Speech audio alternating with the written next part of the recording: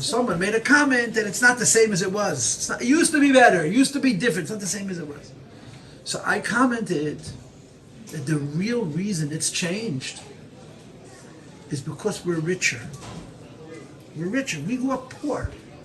We all grew up poor. And when everybody's poor, you don't notice. You know, when no one has anything, we all wore somebody else's clothes growing up. We never owned clothes. In God Yisrael, I was called Paltiel Lewis. That was my name. I had only 2 names. Other people had 6 names. It depends on how many people you collected hand-me-downs from. We have nothing. Baruch Hashem, I mean, the level of materialism has increased, and it brings along more tests. So one person commented that it's different than it was, and I commented that it's because of wealth, and the third person commented, and the Rebbe wants it that way. The Rebbe said, if it has to be hard, let it at least be pleasant. You know, people who are poor are automatically more traditional, and they come closer to each other. I mean, all of the good values are easier when you suffer and you struggle. It's just a fact of life. Look at it so this minute, look at us. But that's not how it's supposed to be. You're supposed to have all the wealth in the world, all the comforts in the world, and you're supposed to do these things not because you need one another, but because it's right.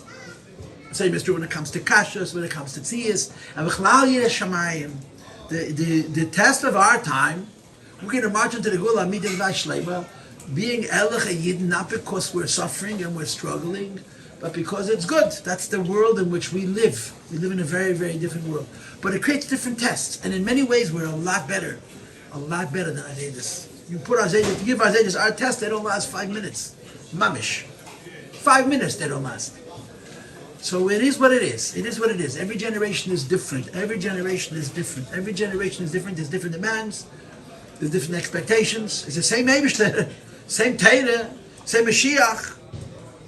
How these things are accomplished is different from generation to generation.